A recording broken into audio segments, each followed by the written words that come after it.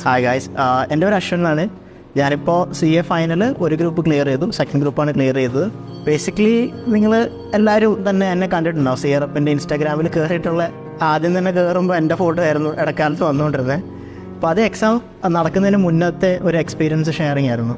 ഇപ്പോൾ എക്സാമൊക്കെ കഴിഞ്ഞു, ദൈവം സഹായിച്ച് ഒരു സക്സസ് കൈവരിച്ചിരിക്കുകയാണ്. ഞാനൊരു ഗ്രൂപ്പ് ക്ലിയറായി. ഫസ്റ്റ് ഇവിടെ എക്സാം പ്രാക്ടീസ് നടക്കുന്ന സമയത്തൊക്കെ ഞാൻ അട്ടർലി ഫ്ലോപ്പായിരുന്നു.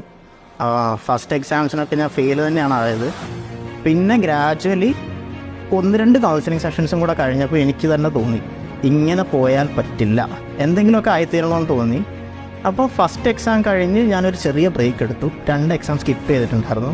സാറുമാർ തന്നെ പറഞ്ഞാണ്, അശ്വിന് വേണമെങ്കിൽ ഒരു ബ്രേക്ക് എടുത്തോ, കാരണം നീ മെൻ്റലി സ്റ്റേബിൾ അല്ല. അപ്പോൾ ഞാൻ 2 എക്സാം ഗ്യാപ്പ് എടുത്തിട്ട് നെക്സ്റ്റ് എക്സാം എഴുതിയപ്പോൾ ഗ്രാജുവലി എൻ്റെ മാർക്ക് ഇമ്പ്രൂവ് ആവാൻ തുടങ്ങി. ഫൈനൽ എക്സാം ആയപ്പോഴത്തേക്ക് ഞാനൊരു സ്റ്റേബിൾ സിറ്റുവേഷനിലെത്തി. പക്ഷെ അപ്പോഴും എനിക്കൊരു 100% ഷുവർട്ടി ഒന്നും ഇല്ലായിരുന്നു പാസ്സാവുന്നു. പക്ഷേ റിസൾട്ട് വന്നു കഴിഞ്ഞപ്പോൾ എന്താ പറയുക, ഫ്ലൈയിങ് കളേഴ്സ് എന്നൊക്കെ വേണമെങ്കിൽ വിളിക്കാം. എൻ്റെ ഫാമിലിക്ക് ഒരുപാട് സന്തോഷമായി.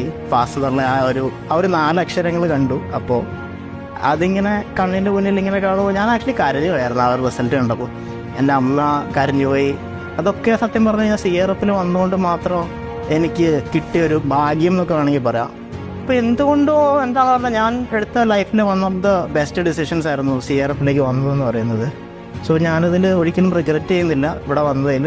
അതേപോലെ നിങ്ങളും ആരൊക്കെങ്കിലും ഇവിടെ വരണമെന്ന് ആഗ്രഹം ഉണ്ടെങ്കിൽ തീർച്ചയായും വരിക. കാരണം അതൊരിക്കലും ഞാൻ ഗ്യാരണ്ടി തരാം, അതൊരിക്കലും റിഗ്രറ്റ് ഫീലിംഗ് നിങ്ങൾക്ക് ഉണ്ടാവില്ല.